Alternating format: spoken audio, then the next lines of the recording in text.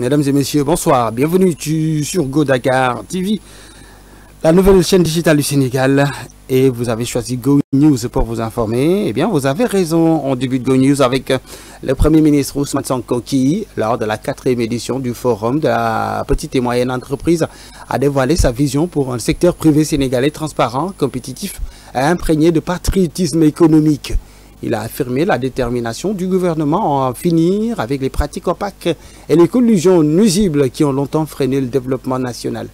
Le Premier ministre a mis l'accent sur la nécessité de créer un environnement favorable à un secteur privé solide et intègre, en rupture totale avec les comportements du passé. L'affairisme d'État s'est terminé dans ce pays, a-t-il déclaré sans équivoque, et de poursuivre en promettant de combattre et de mettre fin à certaines pratiques qu'ils ont trouvées dans ce pays où une partie du secteur privé s'enrichissait grâce à des surfacturations sur des marchés attribués sans transparence, juste en entretenant des relations privilégiées avec les pouvoirs publics. Cette époque est révolue, a-t-il poursuivi.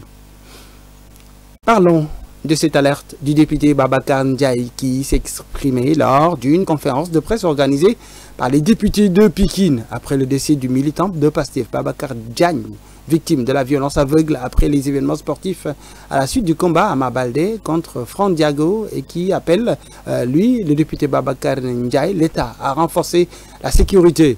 Pour le responsable du Pastef, la violence n'est pas liée en tant que telle à la lutte, mais aux activités sportives dans le football.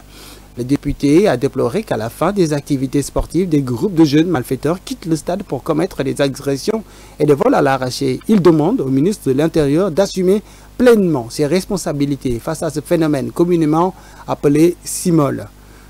Depuis 2018, année de la construction de l'arène nationale à Pékin, le département a enregistré 17 morts qui déplorent qu'à chaque fois qu'il y a un événement sportif à Pékin, les populations s'inquiètent, se précipitent pour se mettre à l'abri des malfaiteurs. Babacar Ndiaye, toujours lui, donc le député, a interpellé le président de la République et son Premier ministre sur le manque d'infrastructures dans ce département de Pékin qui a besoin, selon le député, d'un commissariat central, d'un meilleur éclairage public, bref, d'une véritable ville.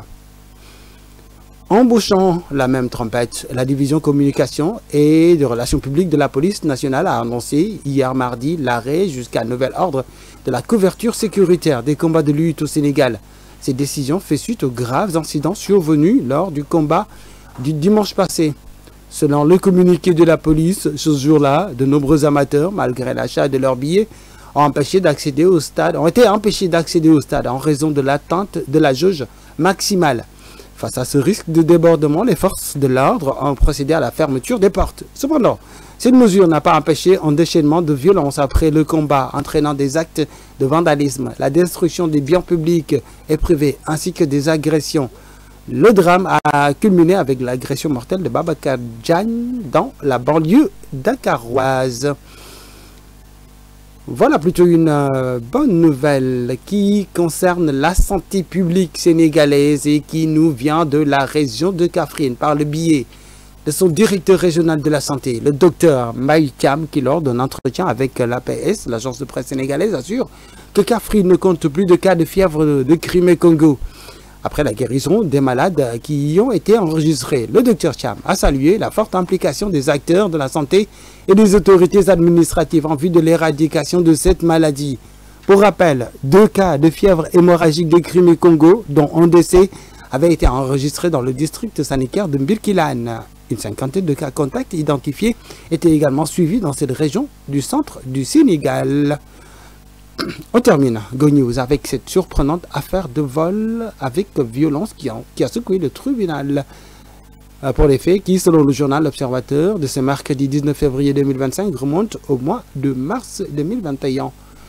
Période où la victime, Papa Abdoulaye Kane, a déposé plainte. Dans sa récrimination, il a expliqué avoir été agressé par un groupe d'individus. En raison de la brutalité de l'attaque, il n'a pas eu le temps de les identifier.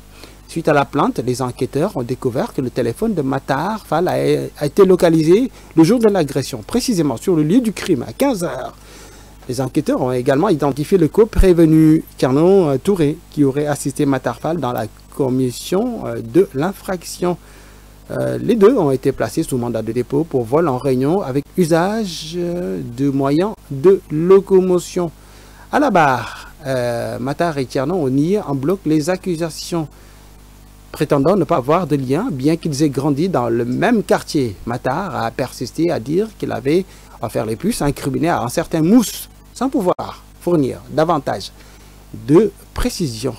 Convaincu de leur culpabilité, le procureur de la République a demandé que les faits soient requalifiés en association de malfaiteurs, violence et voie de fait. Le maître des poursuites a requis une peine de 5 ans de prison ferme pour Matar et 2 ans ferme pour son co-accusé Tierno Touré. Le verdict sera connu le 27 février, évidemment. Alors, histoire de mariage, histoire de dot, pour évidemment trouver la somme nécessaire pour se marier. Est-ce que ça en vaut la peine? Je vous renvoie à la question. Merci pour avoir choisi Go News pour vous informer. La télé qui vous amène de l'avant vous souhaite une excellente soirée. Passez de bons moments avec Go Dakar TV. À demain, Inch'Allah.